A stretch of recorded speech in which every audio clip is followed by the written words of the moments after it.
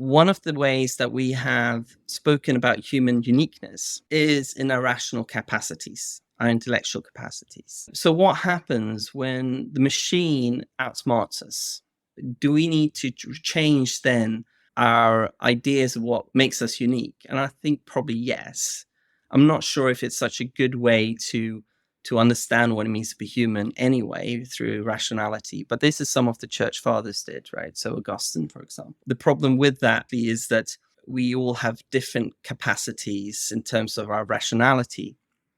And so we can think about disabilities. And does that make them less human? Of course not. It doesn't.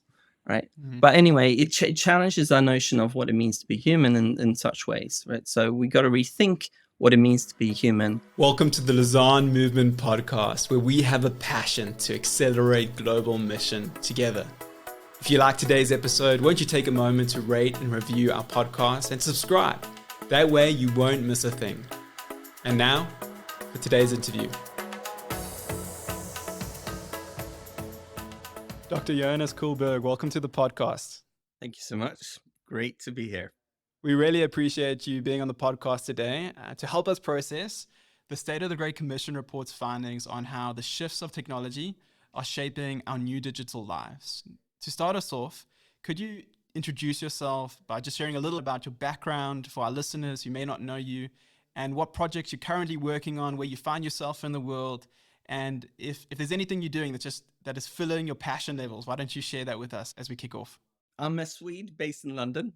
I've lived about a third of my life in the UK, a third of my life in Sweden, and a third of my life elsewhere. So my parents were missionaries in Nepal, and I think I fulfill all the stereotypes you might have about missionary kids, rootless and restless, but also see the opportunities that are around in the world. So in terms of my educational background, it's also quite mixed. I studied theology in London. I did sociology in London as well. And then I did my PhD in British literature and culture in Norway. And it was during a postdoc in Edinburgh that I started thinking about issues around the internet and religion and faith. And that carried on. And that's been kind of my focus in my career as such. So currently I'm based at Spurgeon's College in London. I'm the director of postgraduate studies there, but I'm also part of a center called the Center for Digital Theology. And so we've been doing research on these issues for well over a decade around faith, around what happens when we use this technology for ministry, missions, and discipleship, and so forth. But also thinking theologically about the wider trends within the world and how it's been digitalized, and in what kind of resources do we have in the Christian faith to think deeply about these issues. So currently, one of the big projects I have is I'm doing a Oxford handbook for digital theology. It consists of 35 articles by well over 40 scholars from around the world. And so it's a very broad project. I'm not sure if it's fun, but it's really important to do that kind of work. Apart from that, I chair the Global Network for Digital Theology, and that is something I really enjoy. And that is bringing together, again, providing a platform for deep theological thought on these issues. And again, it's very ecumenical project, and it's also interdisciplinary. So it's kind of an academic focus. And I love that. I love the interaction with people, scholars and theologians from different parts of the world and from different traditions. I also manage the MA in digital theology at Spurgeon's College. So I think we're unique in the world to offer that kind of educational opportunity. I love teaching. I have a passion for teaching, especially when you feel that sense of connection with students, and rather than telling them what to think, you're kind of engaging with them and helping them think through the issues, and drawing out their own ideas and experiences and bringing them and showing them different perspectives and how they can think about that. Wow, Jonas, thank you so much for sharing just a bit about your background and about your passion. It's for that very reason that we have you on the podcast today. And, it's fascinating to reflect on how technology has changed the world so significantly, even as we think back over the past decade or so. not only has technology changed, but it's changed our lives in a substantial way, which is why we are speaking about the State of the Great Commission report's findings. And I would love to chat to you about that, ask you to help us unpack that a little bit. So you can almost imagine that we're your students sitting in one of your lecture rooms as you are speaking about digital technology and theology. Could you take a moment and speak into the technological shifts noted in the report? Which ones do you find the most noteworthy? And could you speak into their importance for us today? So there's a few things that are obvious. So the report maps kind of mostly it's about digital adaptation, right? And so, for example, how quickly we've started using social media. From that report, I think it's well, it's the level of adaptation. Now we're talking about roughly about 60% of the population that are considered to be internet users, which is Hmm. astounding in a very short period of time. And but it's also not just how many people are online, but how much it is part of our life. I think the report suggests about the average internet, and this is average internet user. These six out of these 60%, we spend about 6.5 hours online every day. And so it's not just that we are using the technology, it's the extent to which we're using the technology and the extent to which it's become part of a large proportion of our life and its the speed of it as well. Yeah, it's fascinating to think about how many hours we are spending online. Considering that, what are the implications of that? Are there any new challenges that this time that we're spending online is facing us, the technological shifts that are present? And how should we begin to approach our use of technology as we think about the amount of hours that we're spending online? Actually, one challenge that is comes as a researcher is because the shift is happening so fast. It's actually really, really difficult to verify what actually how it is shifting culture, how it's shifting our notions of, I guess, ourselves, our identities, and I guess what it means to be human and so forth. We have a strong suspicion that it is somehow changing the dynamics. But you get quite actually, if you dig into the research that's going on, some of it is just quite generalized and making assumptions. Some of it is conflicting. I mean, I guess with most research, but part of the problem is that it's happening so fast and it continues to speed up that it's actually difficult to map what's going on. But I guess there's a few kind of general challenges that we can talk about. One has to do, I think, with the massive wealth generation that's happening through this technology and the massive wealth generation for the few. I find that a little bit concerning because of the power dynamics that creates, right? So, yes, there's positive, you know, digital technologies seem to create wealth generation for society as large, but it's for a particular small elite that it's particularly beneficial. And that creates a lot of power in the hands of very, very few people. And from, I guess, a democratic point of view, that's a problem, I think. I think there are something that we might not talk about so much is the environmental impact. So even thing like the report mentions cryptocurrency and a high level of adaptation. Now that depends on a lot of data, which is incredibly reliant on energy. And so there's a lot of energy just going into just maintaining cryptocurrency, and that's one thing. With artificial intelligence, there are reports to suggest only in 2 years' time, AI and the energy levels that requires will generate about 5% of carbon emission globally, right? And that's just one little thing, right?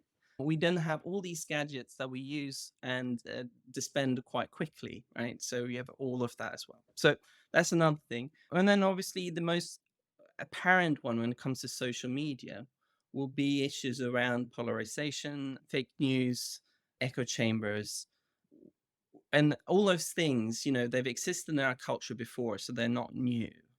I think that's important to point out. But there's something about, especially the algorithms of social media, that suggests that it furthers those kind of trends.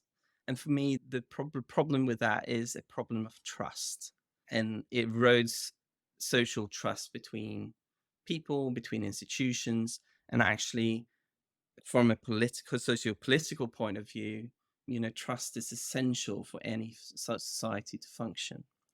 And then finally, just this one challenge is that it's the digital divide, right? So we're talking about 60% of the population who now are considered to be internet users, but that is still a huge proportion of population that are still not online and benefiting from that. And in some ways are left behind, right? Now that percentage will go up, but the digital divide will manifest itself in some different way in the future. And it's not just about whether you're online or not, it's also how much data you have access to and so forth, right? So those kind of issues will cause inequalities and continue to cause inequalities moving forward. So those are the challenges. I think on a societal level, AI obviously going to raise a whole new sets of challenges. One of them, which I think is not so much talked about, is actually has to do with knowledge generation and what we come to think of as knowledge. At the moment, AI is basically using human knowledge and using statistics to create texts. But you can imagine a future where increasingly AI is used to write these texts, but they then become part of the data set that AI is training itself on. And so it raises questions about what is knowledge? How is knowledge generated? So, and I think those are kind of also interesting theological questions to think about. I'm sure people are aware of other challenges that AI raises around jobs, around the possibility of disrupting major infrastructure around the world. And again, it raises questions around what it means to be human. Can you speak a little bit more into that thought of how AI is challenging what it means to be human, or at least our perception of what it means to be human? So, what we tend to do is we tend to anthropomorphize technology, at least some technology. And what I mean by that is that we tend to make it human-like. A lot of people are using voice recognition technology, and it sounds like as though we're speaking to another human being. We then also then start treating it in certain ways. So I don't know for sure, but my suspicion is that most of us will treat a service like Amazon's Alexa, if we use it, differently to what we might treat, I don't know, a computer screen, right? Because Alexa speaks to us, we might say please. We might be less inclined to be abusive. Whereas the screen, I'm quite happy to shout at that if if it's not working properly or whatever, right? So we kind of anthropomorphizing this technology, which means that we start also measuring ourselves against it. We use words like intelligence, and then we start measuring ourselves against that, right? My concern is actually not so much that, and this is an idea that comes from I've taken from Robert Song, who's a theologian in Durham.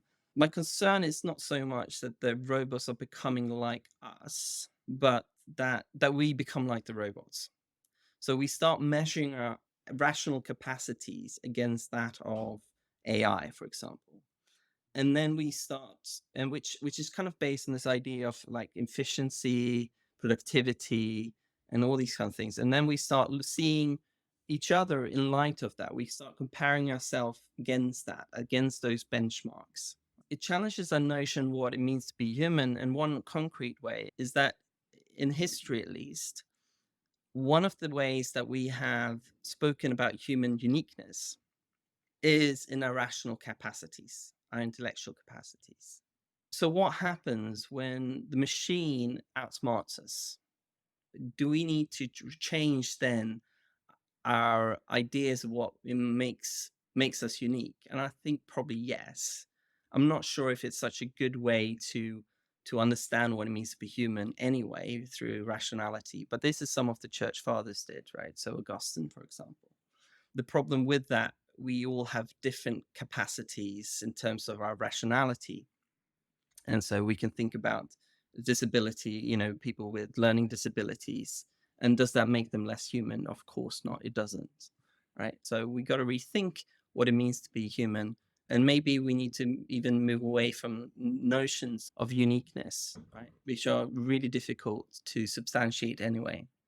There's one other theologian who talks about actually what makes us human is not our intellectual capacity, but our almost our vulnerability, right? And in the face of the machine, it's our vulnerability. And part of that vulnerability is our capacity to love, which makes us vulnerable. And it's that which makes us human, rather our capacity to think in very bright and smart ways. Wow, Jonas, thank you for unpacking that for us. I feel like that's a whole other podcast episode for us to dive into. You've spoken about a lot of challenges that we face as humanity as we talk about the advancement of technology. You know, you've spoken about environmental impact, you've spoken about the wealth gap, you've spoken about questions of what it means to be human. But I also know that you are a bit of an optimist when it comes to the technology and how it speaks into our life and ministry. So I'd like to give you an opportunity just to speak into the opportunities for growth and potential that have arisen through technological advancements. I think this is something that we all can experience.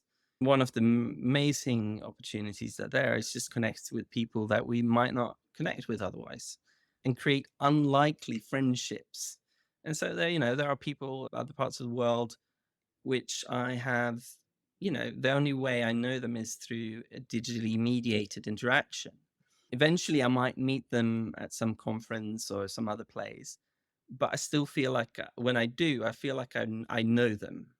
I genuinely know people that do that, and so it creates an amazing opportunity to connect in that way. I think everyday life as well.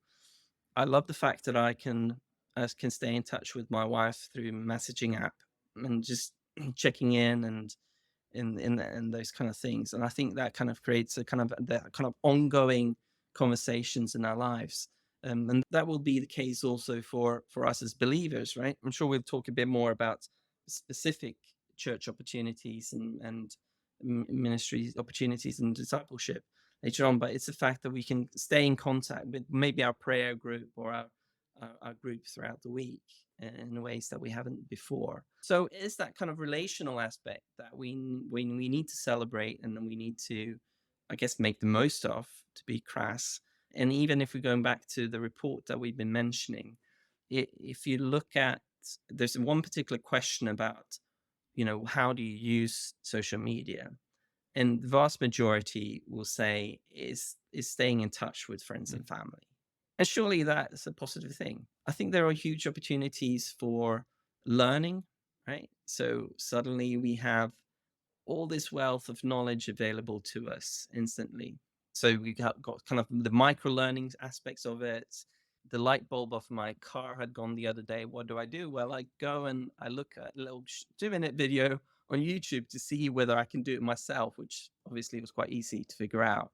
So it's this kind of things, but also the kind of the resources for academics, for example, in our research, possibility of finding good academic resources for our research and for other people to access it as well. The whole movement within academia is towards what we call open access. So this huge push to make sure that actually the research that we produce is freely Mm. available for free. And that democratizes learning in some amazing ways.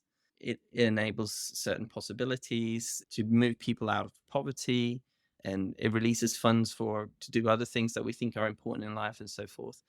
I think most of us have also benefited from a more healthy work-life balance with the possibility of working from home. I save, 2 hours a day just from staying at home in terms of travel time. Now, that is not all wasted time, but still, I can be here in the morning when my kids go to school. I can say hi when they come back and I carry on working, right? I think that those are some of just on top of my head, are some of the positive things. Thank you. I think you've really you've given us a picture of the technological landscape, and you've done a really good job unpacking the challenges and the opportunities for it for us. But I'd like us to pivot to the heart of our digital lives and move into discussion of spiritual formation and discipleship. The fact that people are spending 2 hours and 20 minutes a day on social media as a global average is mind blowing as you start calculating and adding it up. and you consider how much time people potentially spend at church or in their Bibles or in prayer, the contrast is significant. And I think the question I have as it comes to spiritual formation and discipleship is has to do with this idea of being formed. It's not a question of whether we are being formed or not. It's more a question about what is forming us and how is it forming us. And so I'd love to ask you, in what ways does technology shape us? What are the effects of the digital realm on the way people are formed and make decisions and grow together as a community? And how specifically as Christians and as mission leaders and as church leaders should we be thinking about these things? So yes, I one of my hobby horses, quite frankly, is that we need to move away from a purely utilitarian view of technology. So the fact that tools that are they're just tools, and we can use those to different purpose and different ends. Right? But the fact is that the design of the technology suggests that we should be using them in a certain way. So while we're not forced to do that, we're kind of we're encouraged to do so. And then as we do that, it has certain constraints and certain possibilities. So one good example would be we can all tweet, right? We can be on Twitter or X, that's not now called, and now we can tweet something that's really encouraging and try to bless and encourage people, or we can be quite hateful and spiteful in that what we communicate, right? And that matters. But on the other hand, we are limited to 280 characters when we do that, and that shapes our possibilities of how much we can communicate, right? And so we should be careful then thinking about what kind of conversations should we have in kind of different kind of spaces, right? So they opens up questions about how do different tools also shape us in different ways. So this is why it's also become so complex, because we can't just say do very broad strokes trends of the digital, because it's actually so many different things as well, right? But if we are to talk about discipleship and how it might shape discipleship, I think a general trend is what I would call towards networked discipleship. And my point here is simply that 100 years ago, most Christians, they would have stayed in their local town or village throughout their life with very little travel opportunities. And their spiritual formation would be in the local parish. Now, a lot of Christians today are still part of a local congregation, a local church, and we spend some time there.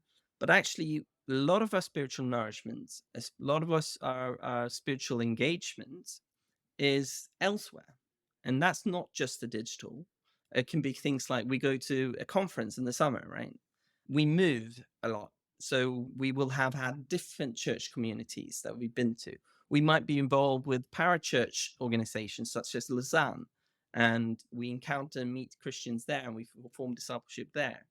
But the digital has massively accelerated this process. So we now listen to podcasts, we listen to sermons from all over the world, and we get a lot of our information and our spiritual nourishment through the digital. We form WhatsApp groups with people who are not part of our local congregation, but still act as some kind of spiritual prayer groups or Bible study groups and so forth. So you get what I'm saying here. What's happening is one big trend is that actually our discipleship no longer happens purely in the local congregation. Now, we could lament that. We could suspect that that panders to a kind of a consumeristic attitude towards discipleship. But on the other hand, it also allows the individuals to explore spirituality, to grow in different ways. And even if we look to the Gospels, we see that Jesus encounters people in different ways. So there is an extent to which God speaks to us in different ways, and God meets us in different ways because of our personal makeup. But that does raise also questions about kind of more consumeristic and individualized forms of spirituality. And so I think the digital culture is part of a trend towards that kind of individualization of spirituality. So that then opens up questions about church leadership and what should church leadership look like in this particular context. My take would be we can fight against this, and there are ways that we should be doing that. We should remind the members of our congregation that our spirituality has to be more about what we just consume and our individual choices. We need to be conscious of that as disciple. But on the other hand, I think church leaders should say, well, great, we have this wealth of resources available to us today.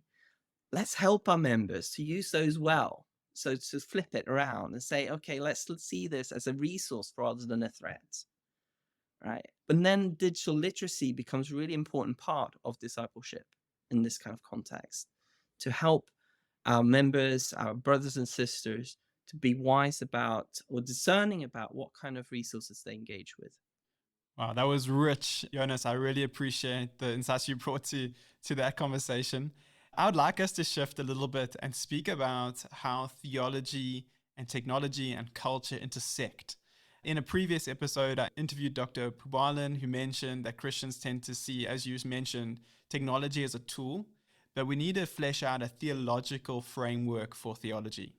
What would a theological framework for technology look like for us as Christians? How do we even begin to frame that and begin that conversation of discussion?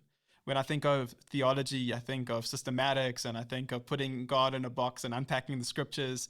But how do we develop a theological framework for technology? So technology is yeah, it is tools that extend human capacity. So I'm not going to deny that. But technology is also culture. And what I mean by that is maybe I'll need to unpack that a little bit more. Well, A, it's a product of culture. So it's a product of human imagination. But as we use it, it, it gives rise to new practices and new cultures. And so we need to think about technology as a kind of a condition that we're in. So we can talk about a digital condition, right? So we can then start thinking about, well, theologians have throughout ages been thinking about contextual theology, right? So how does the context that we're in shape the way we do theology? So that happens both on two levels. That it happens anyway. It always happens. It's unavoidable. Our culture shapes the way we come to faith. We can't avoid that. The very fact that we use language, which by the way is technology in my mind as well, because it extends human capacity. We are always dependent on culture in order to even start articulating ideas about God. But then there's a kind of a missiological aspect of that. And that is thinking contextual theology is something that we do because we want to be able to explain what faith looks like in our particular context. And so we need to address the particular issues of our age, right? So we need to think about theologically what it means to be living in a culture that's infused with digital technology. We've spent so much time. One way of doing that is to think about, well, is there a theology of technology? Well, the Bible doesn't explicitly do that, I don't think. Partly because the way we think about technology is often today is limited to digital technology or new gadgets, but actually technology has always been part and parcel of human existence. You just look around you and we are in technological environments all the time. I'm sitting in a room, it's technology, right? A building is technology. I'm sitting in front of a desk on a chair. I've got clothes. All these things are technology. So if we start looking in the Bible, technology is everywhere, right? And it plays different roles if we start looking at it. So, well, what would be some examples? Well, I guess an ark becomes a tool of salvation. A tower is a symbol of human hubris and pride and oppression. Right? A tool of execution that kills the savior of the world, so forth. Right? So technology is central to actually the biblical stories. There's no explicit theologizing about it. Now, I think we can go back to the doctrine of creation, and we see that if we think of technology as tools that extend human capacity, then language is also technology. And so we see in the creation narrative that God gives Adam the task of naming the animals. So even tools, then we can say, even language and tools then becomes part of God's task given to humans to have dominion over creation. So tools become part of that. But we can also think of as tool users and tool creators as something about the Imago Dei, something around there about the Imago Dei. We are created in the image of God who creates things, right? So there is a kind of a basic theology of technology that seems to be, in my mind, a kind of a positive invitation to create things. Now, obviously, we then need to think about human sin and so forth, and obviously that's a massive part of what our thinking. But what we do at the Center for Digital Theology is also thinking about, okay, what kind of cultural environment are we in, and what does that do for our theologizing and our theology? So we do bring things like, our doctrine of creation into conversation with digital culture, and these are some of what I've just mentioned, some of the conversations that we have. But we also talk about eschatology. What's the purpose? What's the end goal of things? What are we heading towards? And how does this shape our actions now, especially in relation to other narratives in our society, other stories about the purposes and ends and goals of things like transhumanism, posthumanism, which sees a positive use of technology to turn humans into something beyond, something extra that furthers not just our external capacities, but our internal capacities as well. How does that differ from a Christian eschatology? Or we've already mentioned theological anthropology. How does technology change the way we view ourselves, and how does it shape our theologizing around what it means to be created in Imago Dei? That is just on top of my head, just a few examples of the kind of things that we need to be thinking about. A big question as well is obviously ecclesiology. What does it mean to be church in this particular context? And how do we theologize about? Yeah, and I definitely think that our experience through COVID forced us to reconsider how technology shapes our theology. As churches, we were forced to go online, and the question was, what does it mean to be the church? What does it mean to take communion? Can we do that online, or do we have to be together? And so it's those kind of questions that you just unpacked for us that stimulate our thinking to think, wow, okay, technology is shaping not just our lives, not just our formation, but also forcing us to reframe all of these different theological frameworks that we have, which is not always a bad thing. It's actually a good thing to reconsider what the Word of God means for us today in light of what we're experiencing. But I would love, as we begin to wrap up this interview, I would like to ask you, how should individuals or Christian communities think about theology or react to theology? What should their posture be as new advancements in technology begin to sweep over us? Should we be overly optimistic? Should we be pessimistic? Should we be cautious? What do you believe our posture should be as we experience this new wave that we're heading into? So there's a theologian called Angela Gorel, and she talks about digital media as providing glorious opportunities and profound brokenness. But what she does is she says to church, we need to invite informed conversation. And I think that's where we need to go. We need to have informed conversations about this. And that's really what I try to do. I try to challenge people who come with certain presuppositions either way to think deeply about, what is this doing to us, right? Or how is it working? What are the theological implications of it? But I guess, a question that as a theologian you want to ask is, where is God in all of this? I've co-edited a book on Missio Dei in the digital age. And essentially that is what Missio Dei does. It asks, where is God involved in the world, and how can we participate in God's redemptive work wherever it can be found? And so I guess that's the posture I would like to invite us to.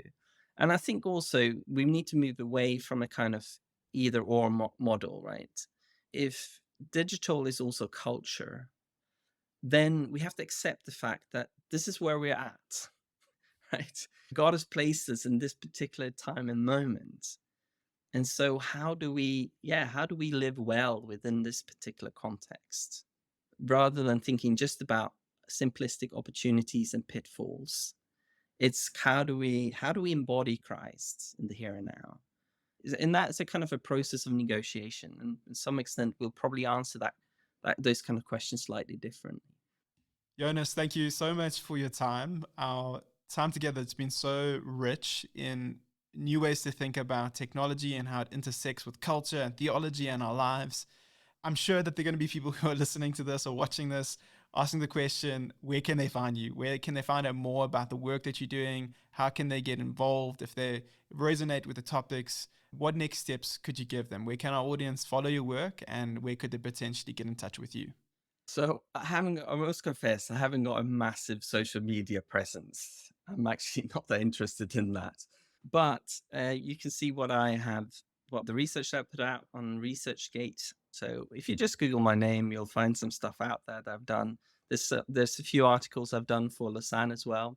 So there are Lausanne occasional papers that you can have a look at, where I'm particularly reflecting with a few friends on digital church. If you're interested, I'd love to have you come and learn together with us about these issues at Spurgeon's College and the programs that we're offered there on digital theology. And I guess the other thing is that you can check us out, the Global Network for Digital Theology as well, which is a little slightly more academic conversation, I must confess, but we are on YouTube and we have websites and we have conferences and seminars. So lots of resources there as well. Thank you, Jonas. I truly appreciate your time. Thank you for giving us the opportunity to ask you questions about the State of the Great Commission report's shifts on technology. Trust that your work at Spurgeon's College and your networks and in your writing endeavors will be flourishing. And I hope to connect with you soon on what the interaction between technology and our lives in the future. Thank you for your time. Thank you. Thanks for the invitation.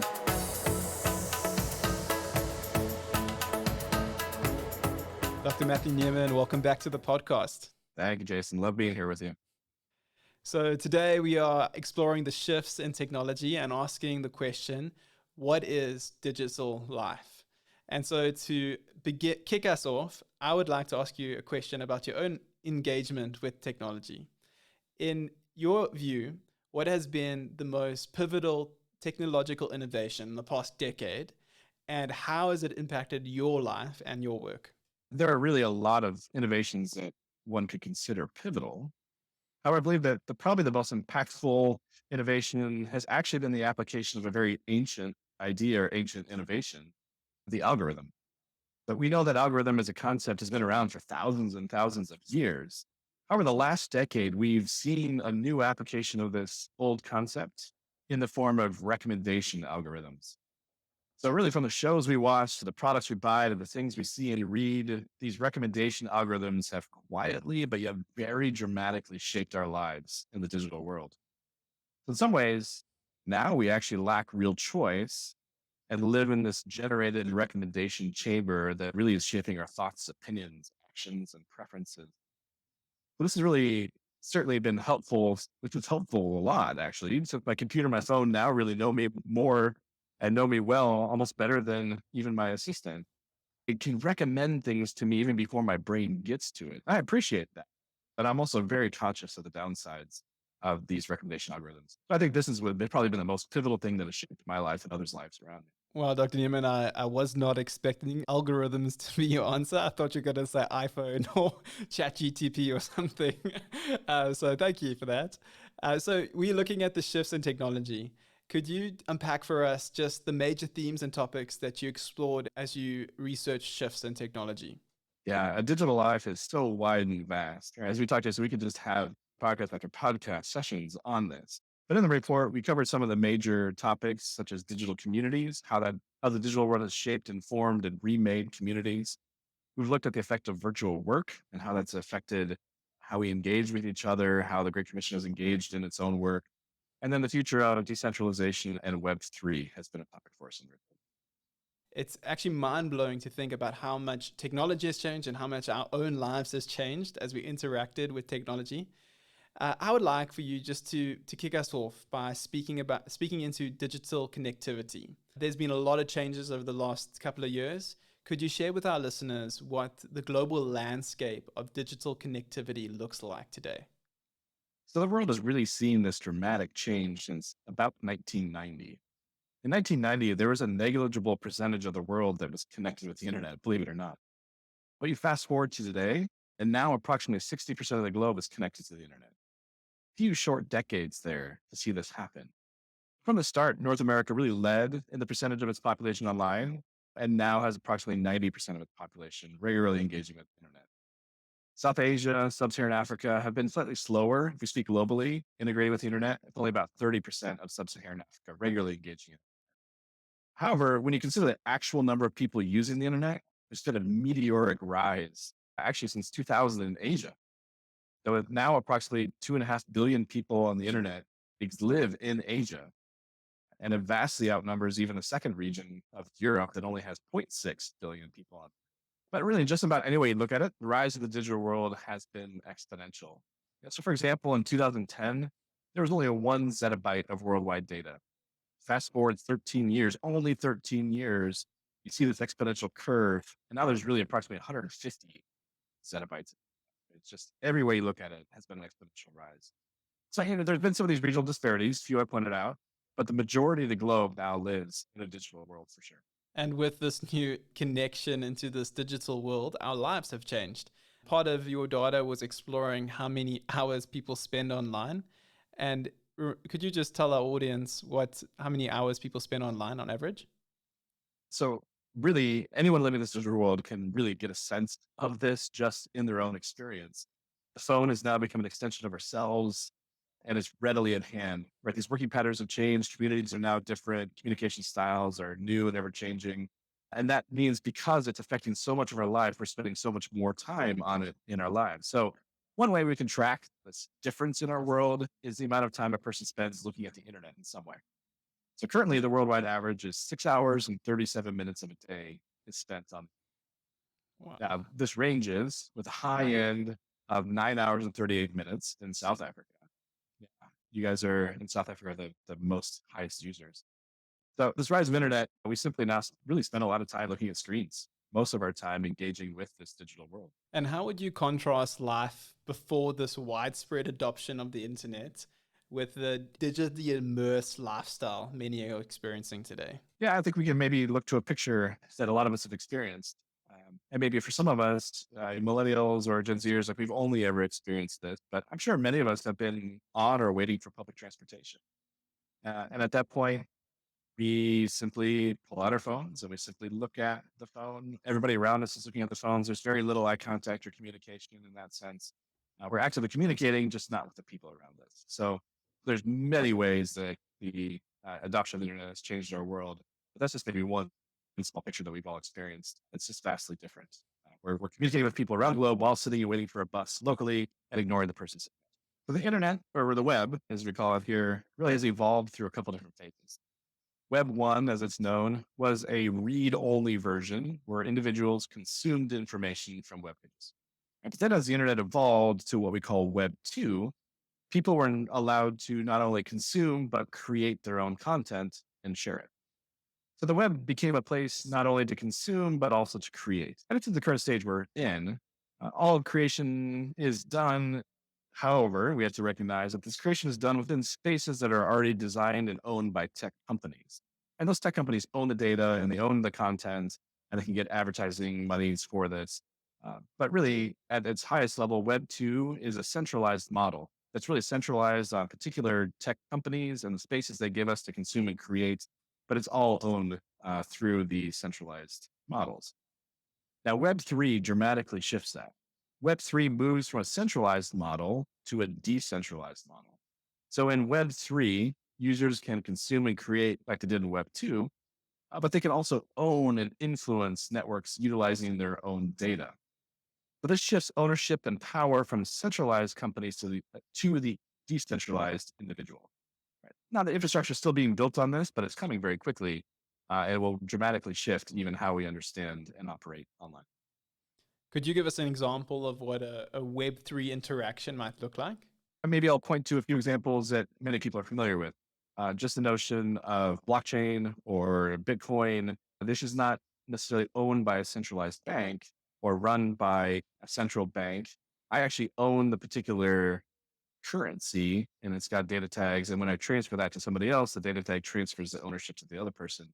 And it's a global tech enabled network of currency not run by a particular institution. There are many models, and that's maybe the most commonly known model, but a one that we can cast our mind around. And how has the evolution towards Web3 impacted our interactions with technology and the way that we live? Yeah, shifting the ownership from centralized to decentralized will have a lot of effects, as you can imagine. Power structure shift, influence shifts, the attention economy and ad space shifts, so on and so on. But I think it's also really important to recognize this is part of maybe a larger accelerated philosophical shift in our cultures towards decentralization and understanding just that decentralization as a mode of life. And we have less resilience then and need for centralized organizations in our life, perhaps a little less trust in institutions, which we'll talk about in a future podcast. And just this notion of uh, ownership in it of itself and decentralized from shared institutions. It's going to have a big philosophical effect, not only in how we transfer money or how we transfer data, but generally how we understand the world. The shifts that was most interesting to me as I read this section of the report was the section on social media usage. Now, social media has become a central part of modern life, but I think for many of us, our idea of what social media means could be different. So, could you break down for us what defines social media? And could you then give us some stats on the usage of social media across the world? Social media is what I might consider the highlight of Web 2. This is where users can consume and create content for others. Social media is unique in the sense it allows users to connect with other people in some formal way. Right? So Facebook is currently the largest social media platform, followed by YouTube and then WhatsApp, followed by Instagram and then WeChat. We're all familiar with these particular instances, but it's like it's consuming and creating and sharing and connecting with others. Currently, about 58% of the globe are regular social media users. Wow. 58% of the globe. Of course, this really varies by region, with 84% of Europeans regularly on social media, 71% of Latin Americans, 72% of East Asians, 62% of Oceania, right? And all the way down to, as we noticed in the digital connectivity, Central Africa having the least digital connectivity, so it's down to about 7% in Middle Africa. But globally, there's about 4.6 billion social media users, right? With the majority of these users actually living in Asia. Approximately 60% of the global social media users live in Asia. So interestingly, today, if you're on the internet, you are actually on social media. We see that 93% of everybody on the internet are using social media. So internet and social media become almost the same thing. And granted, we love this stuff. That's why we do it so much. We love it so much that we actually spend about 2 hours and 27 minutes that day on social media. And I think when we think about social media, we might have a different idea of what certain people are doing on those platforms. But in the report, you gave a detailed list of how people are utilizing social media on a regular basis. Could you unpack some of that data for us? Because I think it's fascinating. Interestingly, global surveys have really helped us understand what is meant by social media use and why do people use it and what's the motivation. So when the respondents here were presented with several categories, people responded that they primarily use social media to keep in touch with family and friends. Now, this is arguably one of the main goals of social media from the start. It's actually in the name, social media. So it's wonderful to see that people are using it in that way. But it's interesting though, the second highest category of social media use is what they call filling spare time. Right? This is the person on the bus, stop waiting for the bus. I have 5 minutes while I wait. What am I going to do? I'm going to just scroll through social media. So for many around the globe, a few minutes of downtime now equates to scrolling through social media posts. A little farther down the list, finally rounding out the top five, social media is used for reading news stories, for finding content, or seeing what's being talked about. So it starts with connecting, it then fills space, and then ultimately we're looking for content. Thank you for breaking that down for us. As we begin to draw this conversation to a close, I'd like to shift once again to unpacking what this means for the evangelical church. What probing questions should we as evangelicals be asking as we think about technology, think about our engagement with technology, and how our lives have become so integrated with technology?